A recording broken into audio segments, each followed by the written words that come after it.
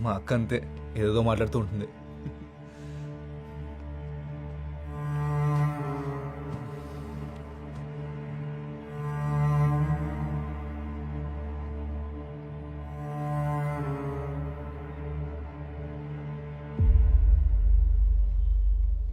తినలేదేంటి?